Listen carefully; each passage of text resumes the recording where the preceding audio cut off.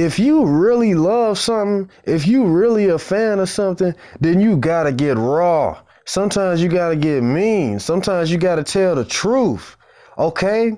If you like something so much, don't just blatantly defend it when you know you can see the fucking flaws yourself, bruh. I will be the first person to say some good shit about something if it's good. There's a lot of shit that I like that end up being bad, and then I gotta talk about it. And this is one of them. Ray, all right, let's get that shit right out the way. Since the ending of The Force Awakens, where we see her handing the lightsaber to Luke, you know, we kind of already had the feeling that Luke's going to train her in the next film. But, you know, my first thought was, well, what the hell can he teach her?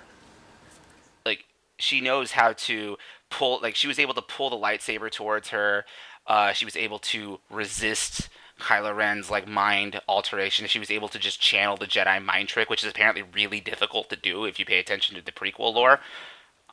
Ben Kenobi had to explain to Luke what a mind trick actually is, but in The Force Awakens, Rey knows how to use a mind trick without anybody ever explaining it to her. Like, you don't need to tell Rey about the Force, man. She like Force Jesus. Like, this bitch can do anything with the fucking Force. She flies ships, she speaks Wookiee, she speaks droid, she knows how to just instinctively use a lightsaber, and she's super freaking powerful. She has no training at all, except with the staff, but then she can beat Kylo Ren, who was trained by Luke, who beat Darth Vader, one of the galaxy's... It's just...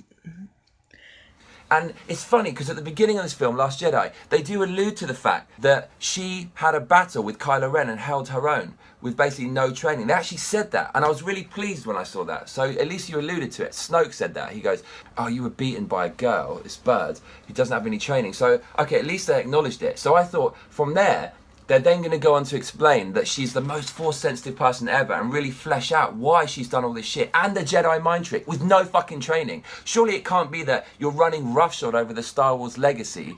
Someone can be super powerful in the Force. Anakin was powerful in the Force, but still he had to train. Like, we can see when he was a kid, he was like this super pilot. Then Attack of the Clones, he still loses to Count Dooku.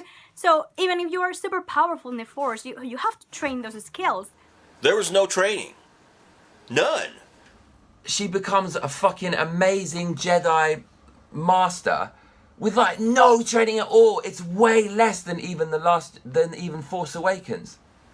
Focus yourself. Feel the Force. I mean, there was no training to Rey. Why don't you just fucking show Luke Skywalker, the iconic hero of Star Wars, just training her in battle? How fucking hard is that? That's timeless. From fucking ninjas to cowboys and all that shit. People like seeing a bit of battle and a bit of training. Just have a lot of them working together like that. Training, understanding the Force, him teaching her all that stuff. That would have been awesome to see. But then they don't do it. They give you like about a few quick scenes and that's it. Nothing actually happens with Rey and Luke there. He tells her a little bit about a history of the Force and why he's like upset and living like a hermit there. But that's it. Nothing happens. She doesn't receive any training. She doesn't grow. She doesn't change. So why does Rey go to the island to get Luke?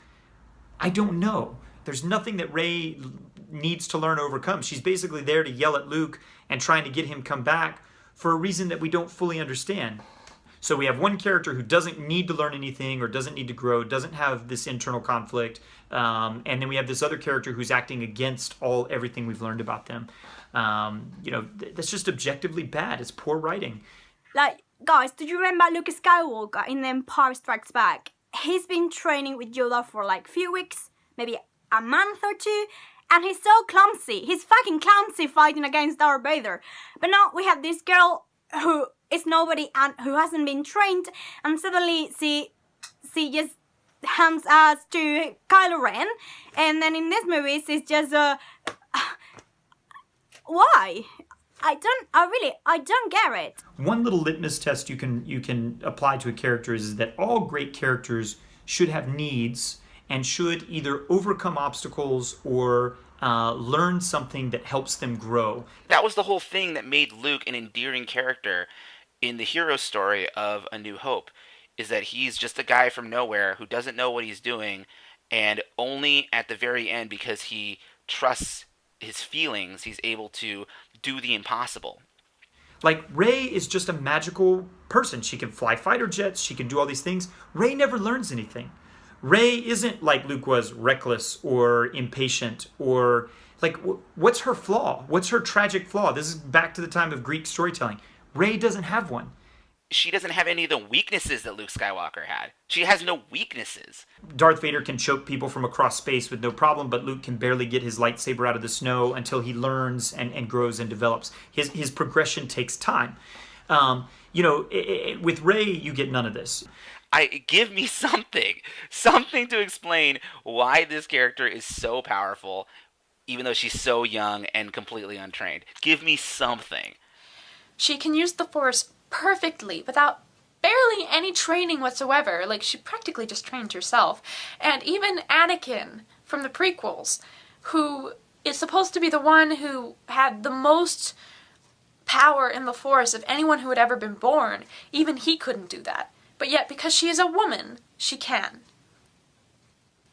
Oh, she's a woman, and, women have to be portrayed as invincible. Let's infantilize women and give them a leg up when they don't need it. They don't need it anyways. They're strong enough to stand on their own.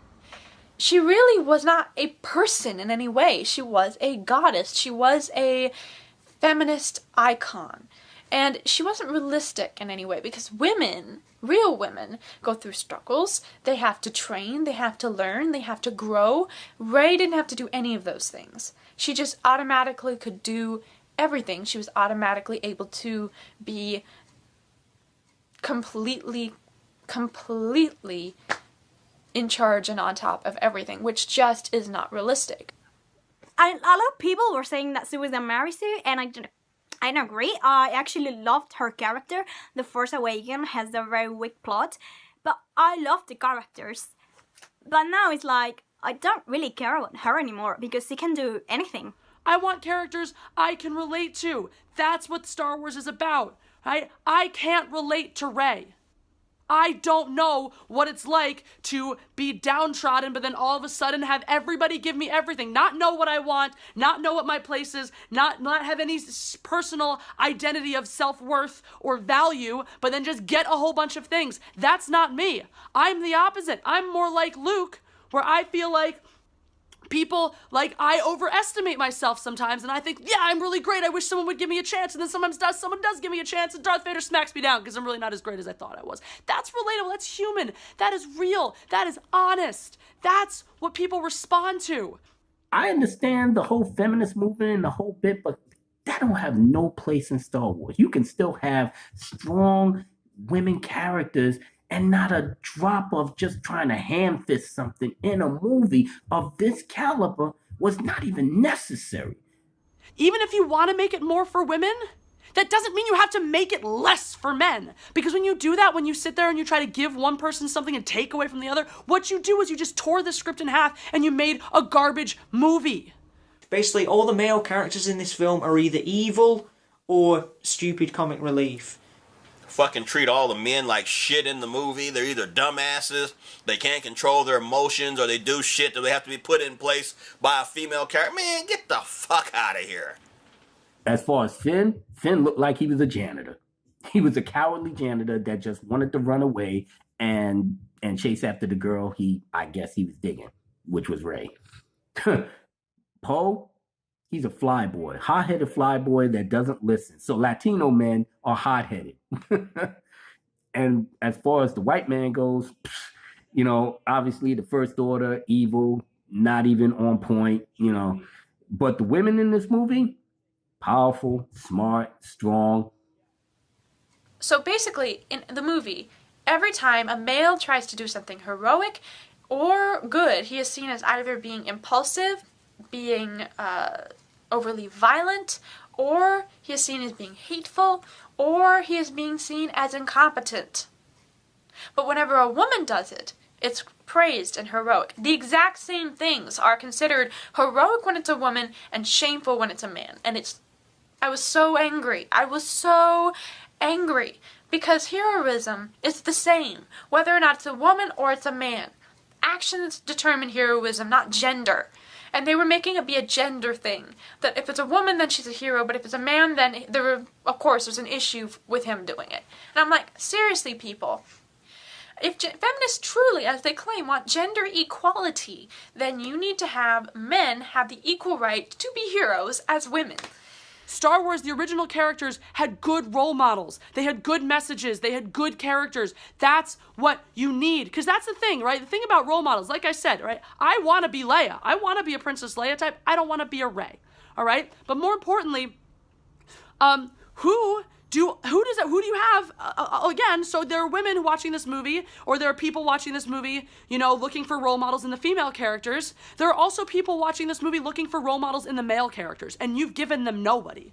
Part of making the change, part of creating good feminism and teaching men how to be better people and respect women better is giving them positive male role models. You gave them an arrogant prick and a purposeless janitor. I mean, you gave them nobody. You gave them nobody to model themselves after and want to be. I mean, that's another thing too. When you have these role models for the men, right? It's not just learning about the behaviors that they want to ascribe to themselves and the people that they want to be, right? It's also learning about the women that interact with those characters and how those people are treated by them. You're setting up, okay, you want all your maverick guys to go around just expecting women are going to shit on them all the time. That's really creating a positive, peaceful environment where we can all get along. I mean, you're creating Finn, right? People who idolize Finn, who want to be Finn. Okay, so they're supposed to want a girl who follows them around and idolizes them? How is that feminism?